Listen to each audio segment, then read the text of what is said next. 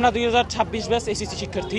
আমাদের দাবি অটোপড়াশোনা, আমাদের দাবি সংক্ষিপ্ত সিলেবাসনা, আমাদের দাবি আমাদের অবকাঠামোগত উন্নয়ন এবং আমাদের শিক্ষা প্রশ্ন যে করা হয়েছে সেই প্রশ্নের উন্নয়ন। যে প্রশ্ন ব্যবস্থা হুট করে আমাদের উপর চাপিয়ে দেওয়া আছে, যা এক ধরনের শারীরিক ও মানসিক নির্যাতন। এই প্রশ্ন ব্যবস্থায় আমাদের উপর হুট করে একটা পাহাড় সমান চাপিয়ে দেওয়া হয়েছে। এই ভার আমরা নিতে পারছি না। আজকে আমরা আত্মহত্যার দিকে আমাদের পরীক্ষার্থী বন্ধুরা এগিয়ে যাচ্ছে। আজকে আমরা বন্যার মাঝখানে আমাদের পরীক্ষা দেওয়া লাগতেছে। আজকে এত মানসিক চাপ নিয়ে পরীক্ষা দেওয়া লাগছে যা আমাদের ভবিষ্যতের জন্য হুমকি স্বরূপ।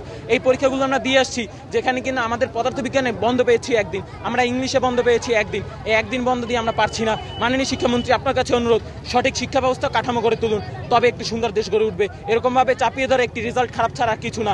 আমাদের মেইন দাবি, আমাদের যতগুলো পরীক্ষা হচ্ছে সবগুলো পরীক্ষার সঠিকভাবে মূল্যায়ন করতে হবে এবং আমাদের সামনের পরীক্ষাগুলো এটি সঠিক মানদণ্ডের মাধ্যমে নিতে হবে, প্রশ্ন সঠিকভাবে দিতে হবে এবং রুটিন, বিশেষ করে এই রুটিনের মাঝখানে আমাদের সঠিক সময় বিরতি দিতে হবে যাতে আমরা পরিপূর্ণ প্রস্তুতি নিতে পারি। তো আসছে, তারপর আমরা তো বুয়েট চুয়েটের অ্যাডমিশনের কোশ্চেন তো আমরা সলভ করে যাই, পরীক্ষা দিতে যাইনি। তারপর 72 ঘন্টা ময়েশ্চার লক সমৃদ্ধ লিলি বডি ওয়াশ, শিয়া বাটারের গুডনেস স্কিন রিপেয়ার করে রাখে সফট ও গ্লোয়িং। কোশ্চেন ভুলও ছিল, দুইটা ভুল ছিল। ওই দুইটা কোশ্চেনে আমাদেরকে মার্ক দেওয়া উচিত সবারকে। আবার অনেক তো স্টুডেন্ট আছে ওগুলো ভুল দেখে তো ওগুলোর অ্যান্সারও করতে যায়নি। কোশ্চেনগুলো মানে দেওয়া হয়েছে, দেখা গেছে যে সূচিপত্র ওই টপিকগুলো ছিলই না আমাদের সিলেবাসে। যেমন 2 নং কোশ্চেনের কথা আমরা বলতে পারি।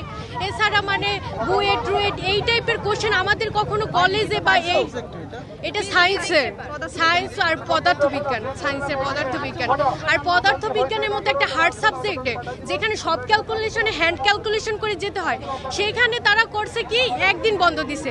এই একদিনে কি আমরা এমসিকিউ প্র্যাকটিস করে যাব, নাকি সিকিউ প্র্যাকটিস করব, নাকি যেগুলো ক খ ছিল, অনুধাবন ছিল, এগুলো পড়বো? এটা আমাদের জন্য একটা অত্যাচারের মতো।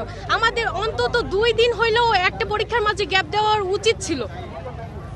আমরা এখন চাচ্ছি যাতে আমাদের মানে কোশ্চেন প্যাটার্ন চেঞ্জ করে আর আমাদের প্রত্যেকটা পরীক্ষার মধ্যে আর কি মিনিমাম যে একটা সময় থাকে, যাতে আমরা ভালোভাবে আমাদের সবকিছু প্রিপারেশন নিয়ে কলেজে মানে হলে বসতে পারি, পরীক্ষার হলে।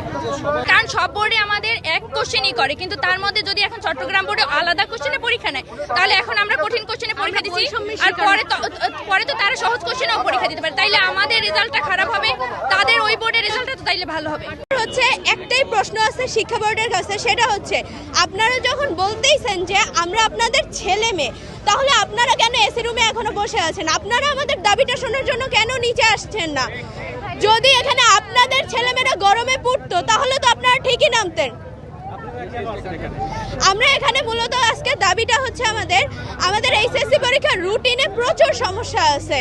খুব হার্ড সাবজেক্টগুলি একদিন বন্ধ দিয়েছে, আবার কোনটায় বন্ধও নাই।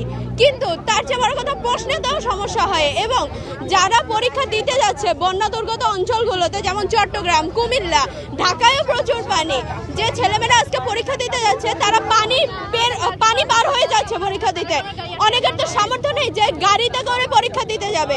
তো আপনার তো বোঝা উচিত যে এই পানিতে যে জীবাণুগুলি আছে সেটা তো শিক্ষার্থীদের এফেক্ট করতেছে। একটা শিক্ষার্থী যদি নিউমোনিয়ায় এফেক্টেড হয়ে মারা যায়, তার দায়ভার কি আপনি নেবেন? তার ফ্যামিলির দায়ভার কি আপনি নেবেন? কখনো নেবেন না। আলটিমেটলি আমাদের একজন শিক্ষার্থী এই বন্যার কারণে তার পরীক্ষা খারাপ হয়েছে, যার কারণে সে সুইসাইডও করছে।